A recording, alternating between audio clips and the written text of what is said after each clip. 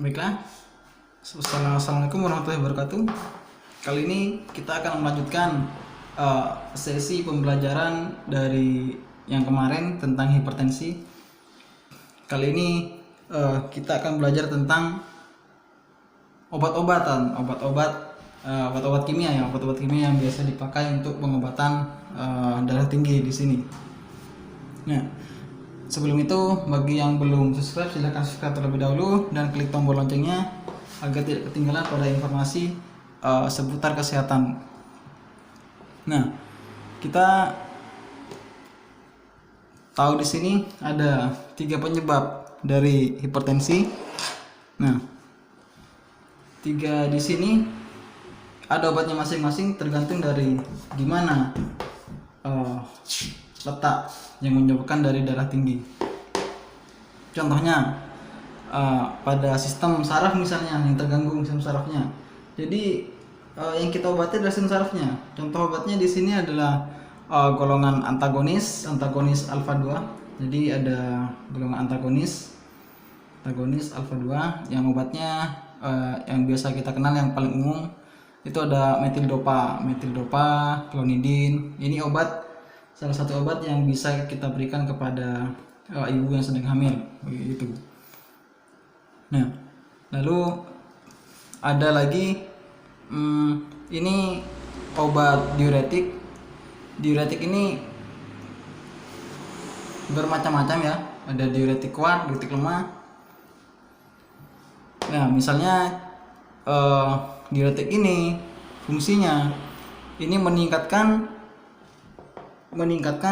ekskresi atau pengeluaran natrium, air, klorida. Nah, sehingga volume darah itu dan cairan itu akan terjadi penurunan curah dan tekanan darah. Nah, jadi dia bekerjanya di jantung diuretik ini. Jantung di sini diuretik misalnya nih di sini. Dia itu membantu pengeluaran natrium, air sehingga terjadi penurunan curah jantung. Di sini diuretik di sini secara umum ya. Lalu ada yang kita sebut yang bisa kita kenal juga ada AC inhibitor. Itu ada ACI. Nah, AC inhibitor.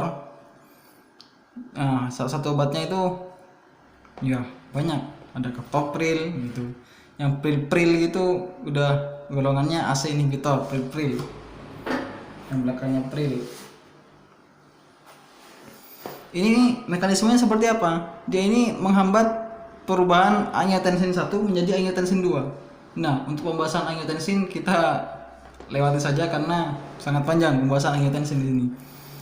Ini angiotensin 1 menjadi angiotensin 2 karena angiotensin 2 di sini yang akan menyebabkan ini vasokonstriksi kepada pembuluh darah, akan menyebabkan penyempitan pada pembuluh darah.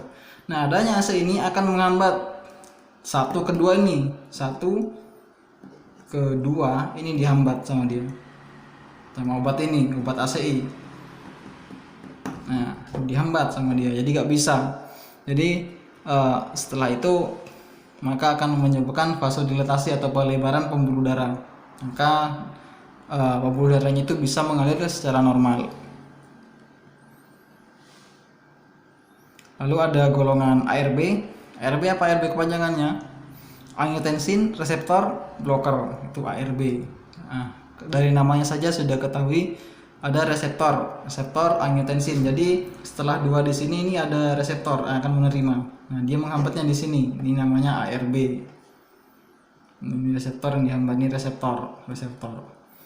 Ya, jadi kalau 2 ke sini maka akan menyebabkan HT, hipertensi. Nah, kalau diblok sampai ke sini, jadi akan terjadi pengeblokan, akan terjadi vasokonstriksi, penyempitan pembuluh darah gitu.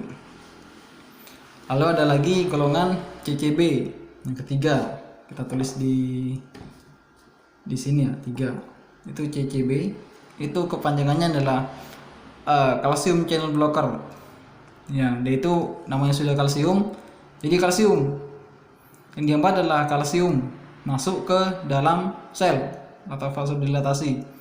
Nah, ini akan memperlambat laju jantung atau menurunkan kontraktivitas miokard. Jadi ini kerjanya adalah di jantung,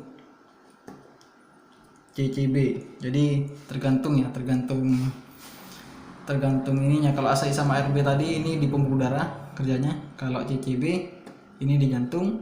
Kalau kayak reseptor alfa 2 ini di sistem saraf pusat. Nah, CCB apa saja obatnya? Amlodipin gitu, nifedipin. Nah, yang dipin itu CCB. Nah, lalu ada yang golongan penghambat adrenergik loh ya. Ada simpatetik sentral, alpha blocker, beta blocker. Nah, itu hampir sama, menghambat sel beta. Jadi mekanismenya itu ada yang kardioselektif seperti propanolol, terus ada atenolol, metoprolol. Maksudnya kardioselektif ini dia bekerja lebih ke jantungnya. Lalu ada yang non selektif, dia bekerja pada reseptor sel B1 dan B2.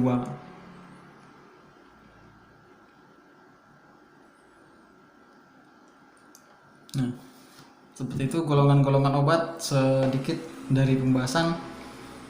Apabila ada yang ingin ditanyakan, silahkan tuliskan di kolom komentar. Terima kasih. Wassalamualaikum warahmatullahi wabarakatuh.